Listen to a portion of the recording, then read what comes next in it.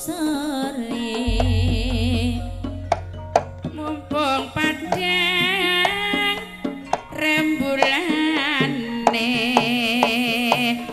mumpung jembar kalangane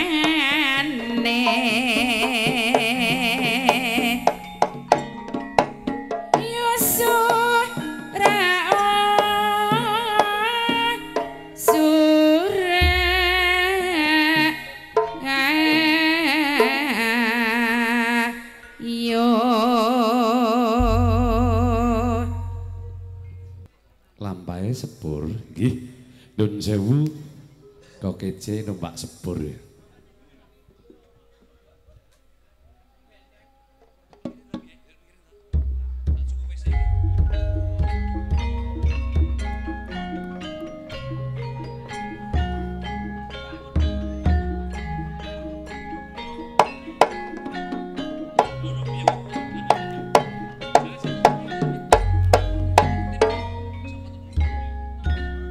Iki katurkan monggo sedaya benerwen manten.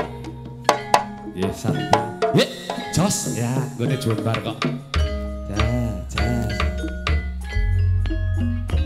Monggo Dik numpak sepur mudhun kutha Madiun.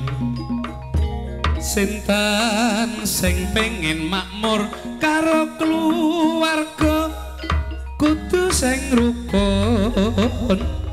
Hayo Dik numpak sepur mudhun kutha Bojonegoro sapae sing pengin makmur ayo padha makarya.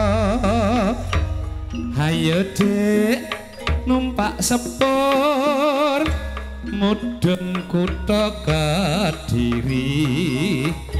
Sinten sing pengen makmur tumindak sing ati-ati.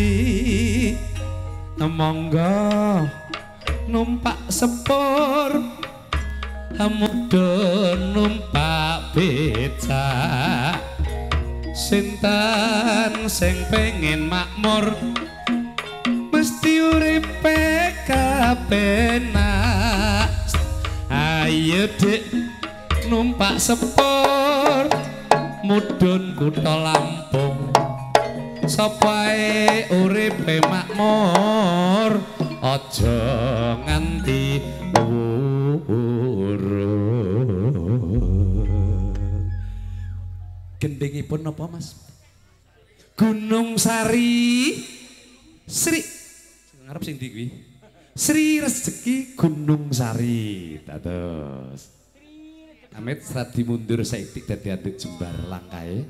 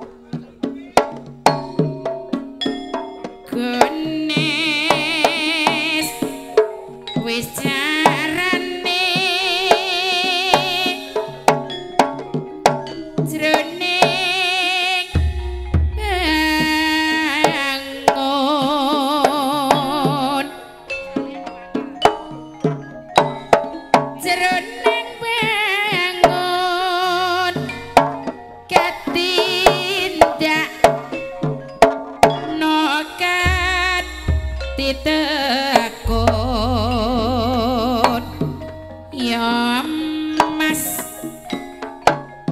ramane dhewe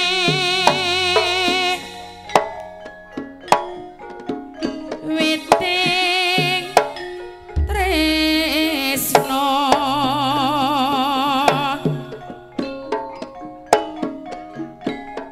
witing tresno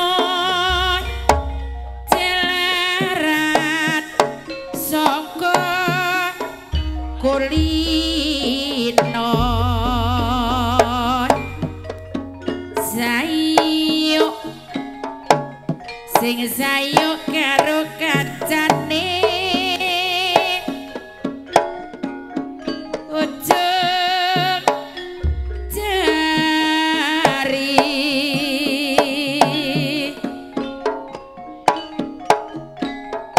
ujung jari belung roring kaloko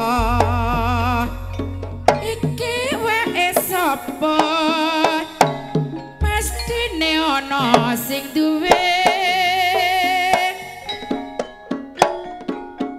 patut lamun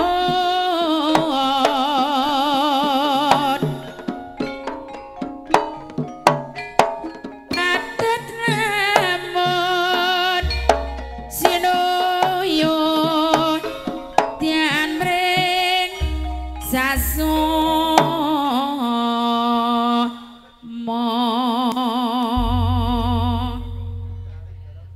Dan inggih kula punggal sawetawis tombok manten. Nah, iki katuraken dumateng Bapak Ibu nggih sedaya pengiring penderek ingkang sampun wonten mriki Nun Sewu lumampah kari kanthi tombok manten katuraken kanthi pradonga kairing. Yuk, yuk dawet ayu co lampahipun sedaya tombok manten. Nah, ca.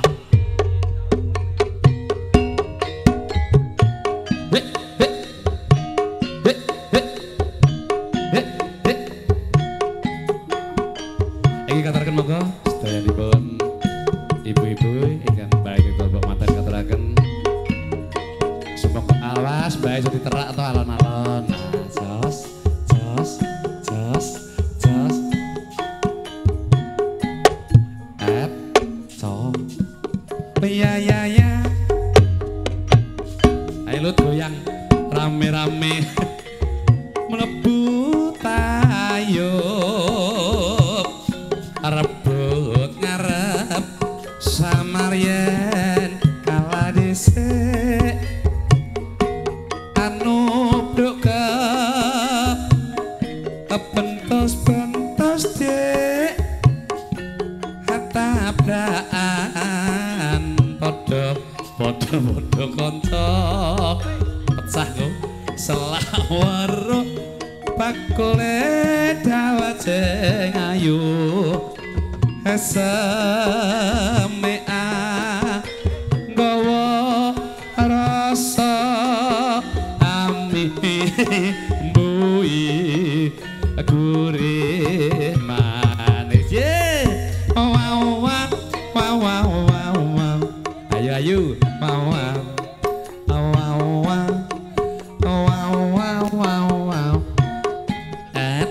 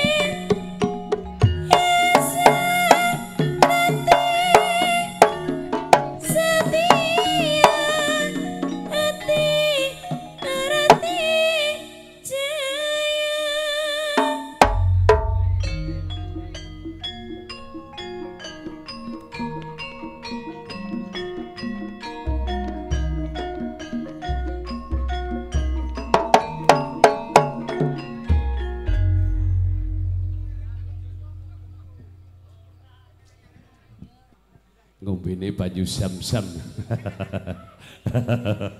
Dan iki sepanuhun katuraken sedaya pendherepun Mas Manten tasih sepalih mangke pinarak nggih gantosan nun sewu mangayu bagya sampun sak rombongan ingkang sampun nderekaken lumampahipun Mas Triyoko Suka parisuka mangke tumuju panghormatan gilir gemanti nderek ngregengaken swasana giliran ingkang rawuh Eriyin nun sewu katuraken pinarak mangke sak cekapipun dipun aturaken minangkanipun Pak Sunarto lumampah pagelaran. Iki salajengipun katuraken panghormatan sampur kunjupipun Priyogong saing tulung rawuhipun magrib niki Pak Satirun pinarak nggih kunjupipun Pak Kardi tulung dalah mangke pripun Pak Wiji nun sewu ingkang sampun kasebat asmanipun Pak Satirun panjenengan Pak Kartini panjenengan Pak Wiji lenggah langkung mriki nampi panghormatan sampurna niki adicara langan beksan dherekaken lampahipun kairing walang kekek dados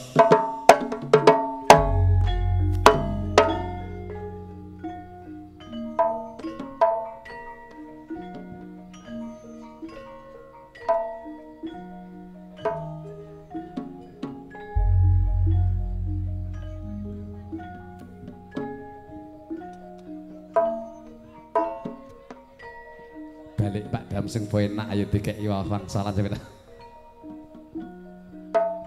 Jaiyo jaiyo Assalamualaikum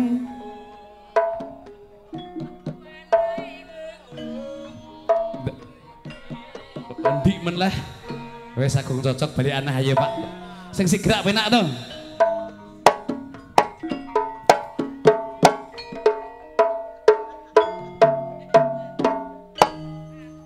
Jaiyo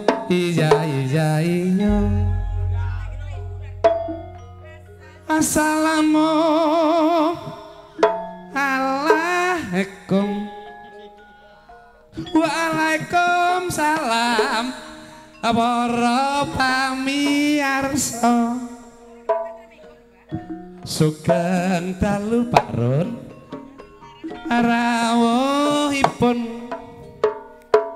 sugeng pinarap bapak ibu lenggahipun sore-sore dasare padang bulan tua anom pada nonton hiburane ya tayupan Pak Narto kagungan hajat niki dalu pernikahan apa iya Pak Dawet bener kok Mas laja ngono sing kepriye ngenyek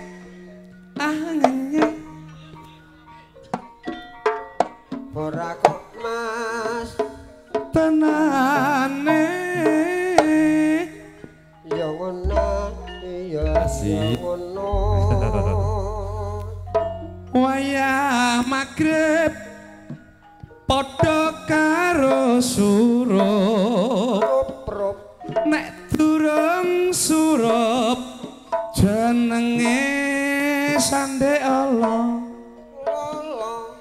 dadi wong urip kece nek iso nanggap tayub besok nek mati mesti klebu suwarga apa iya Pak Dawet kecolok sing penak lho bener kok Mas aja ngono sing kepriye ngenyek ora kok Mas tenane asik aja Dik ya ngono Pak Dam walang kekek tak ombeni yen wis waret mibrong idul nganti tuwek Mas tetep tak tresnani muga-muga ya bisa kumpul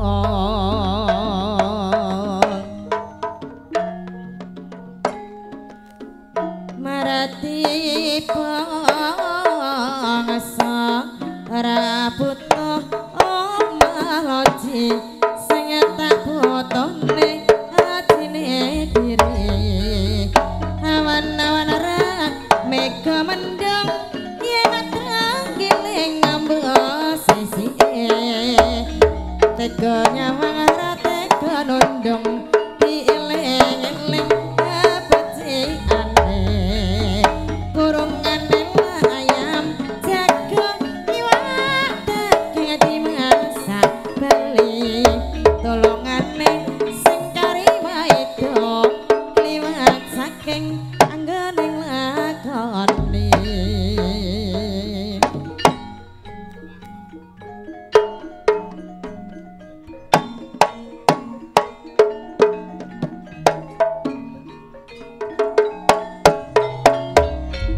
Amit, ah, seh, ah, jos, bergoyang-goyang, oh, bergoyang-goyang, Antuk cepet saya tino dari bang. bergoyang lenggang,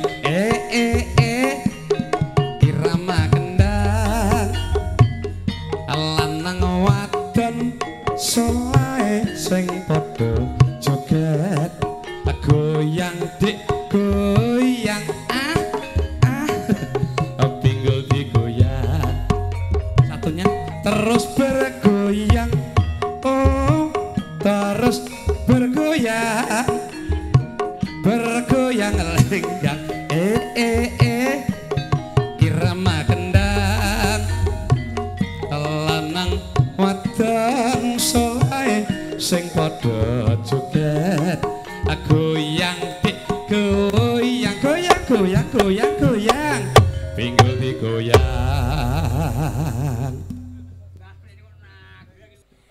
wancine wis surup surya sisih wetan padang seselae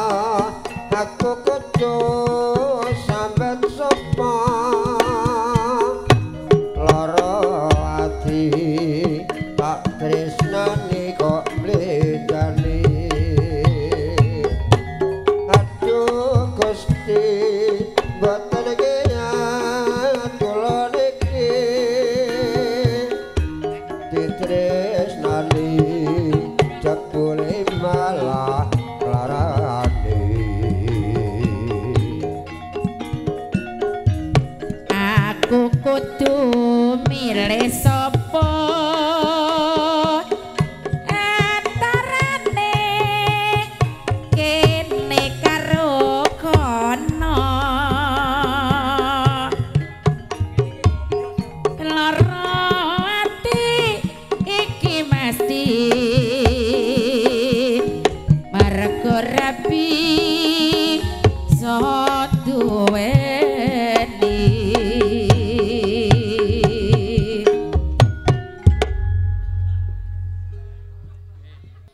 abang piro lampune disco awake kurus mikir bojo lara bojo sing enom nyuwun disayang sing tuanjur bakal ditinggal siram umat rapi saturu andam tresno mas buka andam waktu mikir butuhe mikir belanjane jur saiki bingung atine telung dina mulih mrono telung dina bali nang kene sing setina kanggo sapa sing setina kanggo wong liya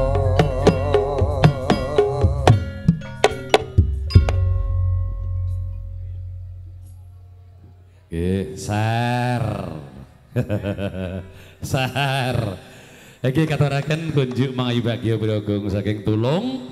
Derek mangayu bagya katuran sempur panghormatan kunjuk pripun dari Pak Satirun kunjuk Pak Karti Pak Wiji. Ugi kang sampun katuran sampurun derekaken pagelaran lumampah hati cara kasundangan penggalih niki jengkar saking sasana palenggan lumampah wonten sasana dicara langan derekaken lampahipun yuk numpak prau layar so dados. Awang. Ayo segera terus kita.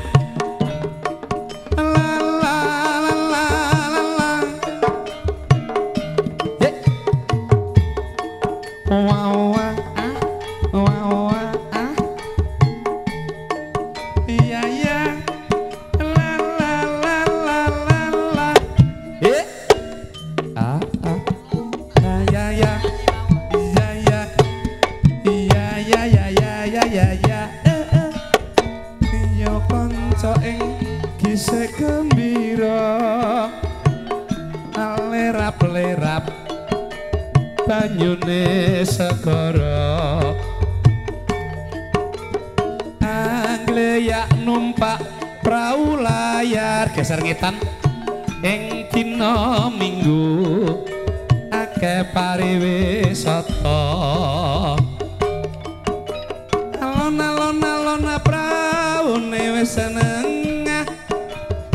piyak Pak Jan mriki banyu binelah ora jemu-jemu dek karo mesem guyu ngilangake rah pesalu krala sumbah tandur adek njawil jebul witing kalapa katon awe-awe prayogane becik do bali wae dene sesuk tumandang nyambut gawe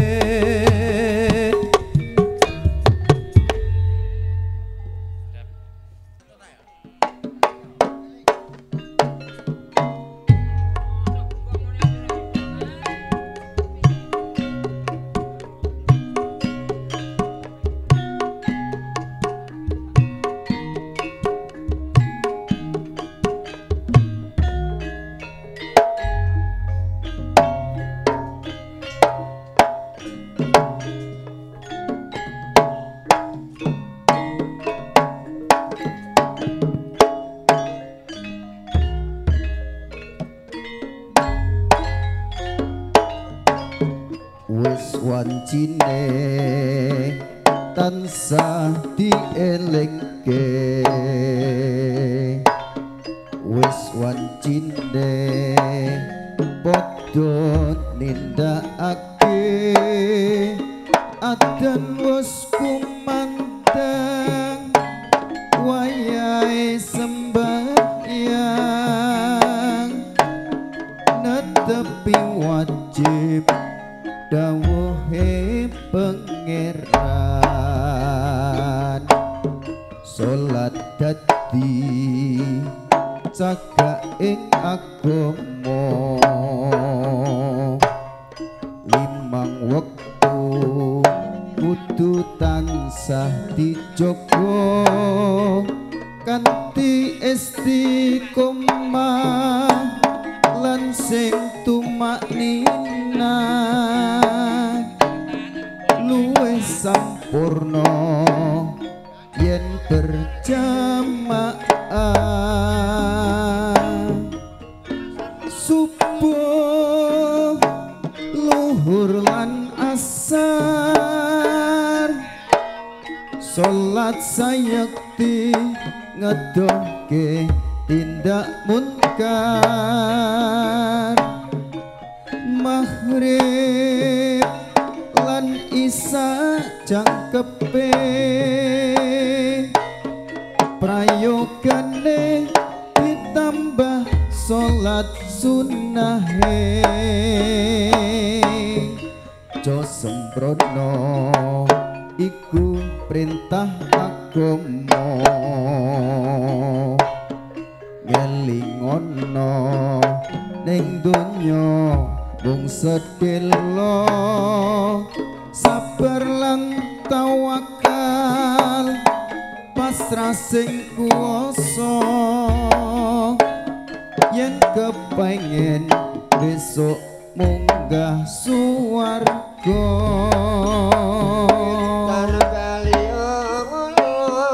tresnane tenan ra bareng guyon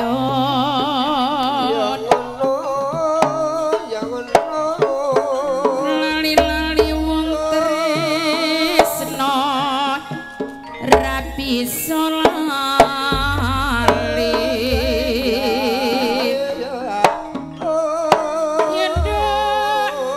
yendo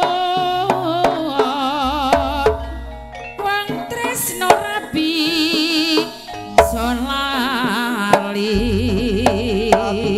biru lambune desmo aja diganggu sing duwe bojo mas yang ngono witing tresno jalaran sangka kulino ya mas jalaran sangka kulino yang ngerusake tinggine dikuwek letak antri gantine mas yang ngono saluguning wong mati bikin raharjo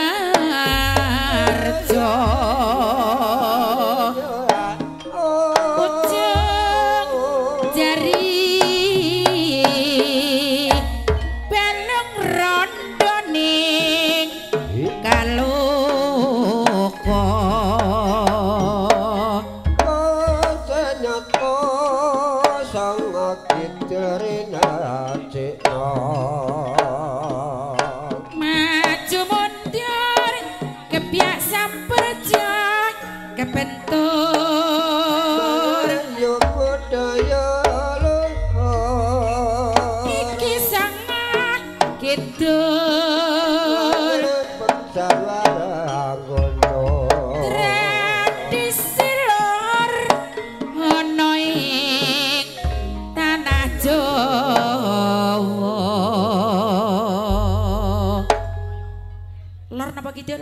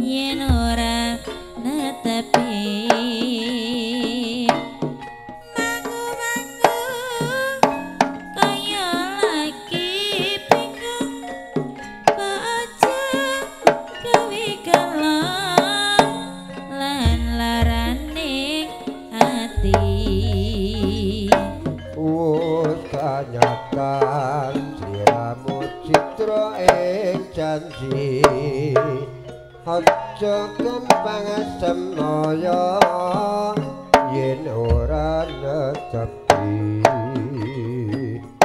mangu aja gawe bingung aja gawe gelo lan larane ati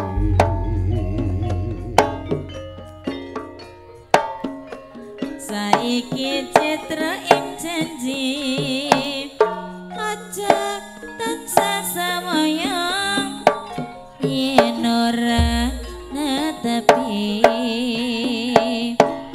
mangu-mangu kaya lagi bingung baca gawe galang lan laraning ati wis kanatan saiki citra ing janji aja gampang semaya yen ora netepi mangu aja gawe bingung aja gawe gelo lan larane ati gendut cahayu jenengmu sapa sliramu pindhawara samudra lilanono aku ngemis tresna duh wong ayu klapa muda lakenono nami kula mas mesti kelaran lagi kenal sampun dangu ditinggal wong lanang kula niki mas sehranda gantongan pone piye sahat nanging kula dereng pegatan kurang ajaran bojomu kowe duwe bojo ora tau dikokone nadyan sirondo rondo gantungan aku saku ngenteni kowe pisahan witing tresna mas saka kulina saya suwe saya mondha tresna aku aja mas bak tinggali longa aku terima sakajagem kadang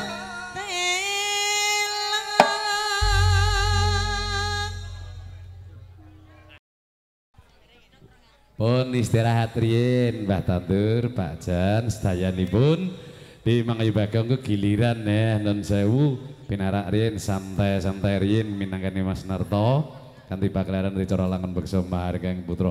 Kunjuk sembah nuwun katuraken Pak Run sembah nuwun kunjuk pripun Pak Karti pripun Pak Wiji ugi sakadang ingkang sampun temu jawatan sasana Langan Beksa suka parisuka pakelaran. Iki salajengipun Mangayu Bagong panghormatan sampur kunjuk gue ser pojok nih kok sepuh Mangayu Bagio Pak RT nyoto telah kuntuh pripun Pak Arjo telah kunjung pripun Mangayu Bagio Pak Cito non sewu ingkang sampun kasebat asmanipun nggih mangayu bagya minangkani Pak Sunarto handherekaken pagelaran nggih lenggah langkung mrayogi.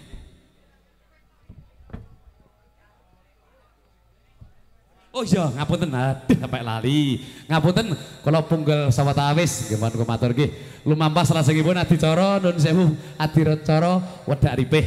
Mila katuraken, nah dumateng ingkang kajibah wedak ripih katuraken monggo tumut boten sasana. Oke kadang-kadang hangiringi nderekaken cipta mandiri laras monggo.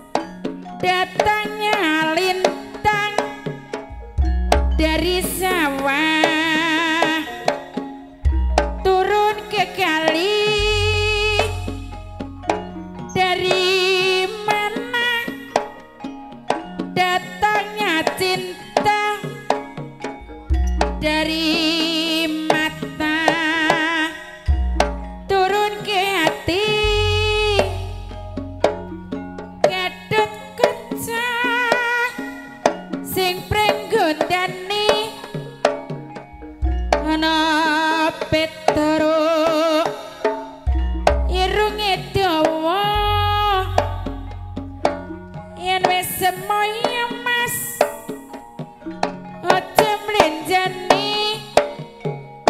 sesuk kepethuk munda atine gelo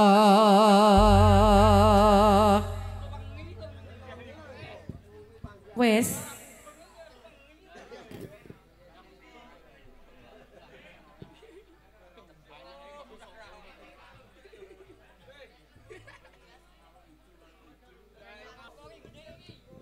umpama mandhape bengis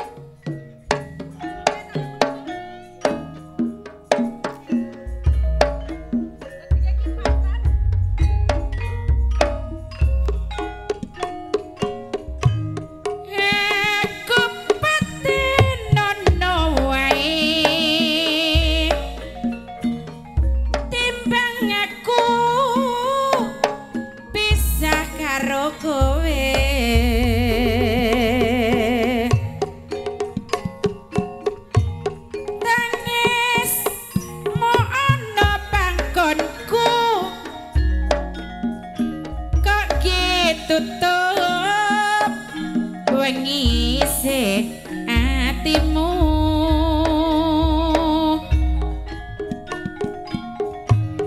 tatune atiku iki